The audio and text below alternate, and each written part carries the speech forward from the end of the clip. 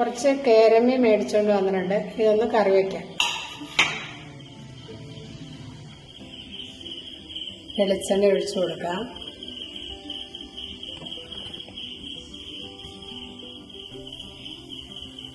വെളിച്ചെണ്ണയിലേക്ക് 2-3 ഉലുവ ഇട്ട് കൊടുക്കുകയാണ്.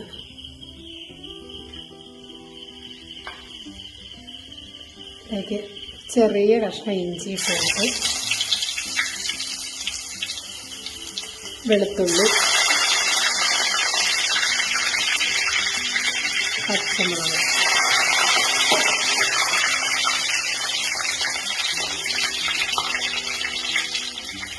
ഉള്ളി ചതച്ചത് ഇട്ട് കൊടുക്കുകയാണ്. മഞ്ഞൾപ്പൊടി,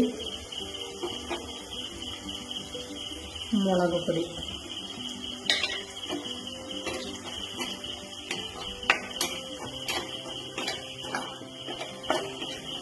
മസാലയൊക്കെ നന്നായിട്ട് മൂത്ത് വന്നിട്ടുണ്ട്.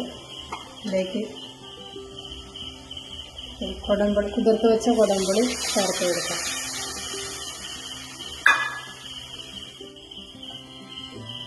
വെള്ളം കൂടി ഒഴിച്ച് കൊടുക്കാം.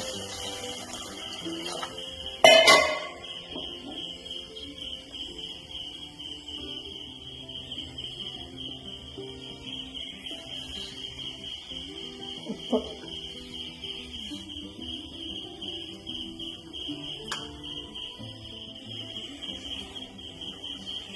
ആയി തിളച്ചതിലേക്ക് മീൻ കഷ്ണങ്ങൾ ഇട്ട് കൊടുക്കാം.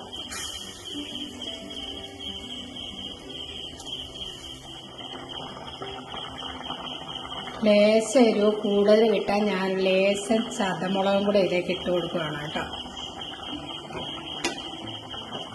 ഇത്തിരി എരിവ് മുമ്പിട്ട് നിന്നോട്ടെ എന്ന് ഓർത്താൽ ഞാൻ ആദ്യം കാശ്മീരി മുളകാണ് ഇട്ടത്. അപ്പോൾ ഇത്തിരി എരിവ് മുമ്പിട്ട് വയ്ക്കാൻ വേണ്ടിയിട്ട് ചതമുളകും കൂടെ ഇട്ട് കൊടുത്തേക്കും. അതെ, അത് തൂക്കിടങ്ങാൻ നല്ല ഭംഗിയുണ്ട്.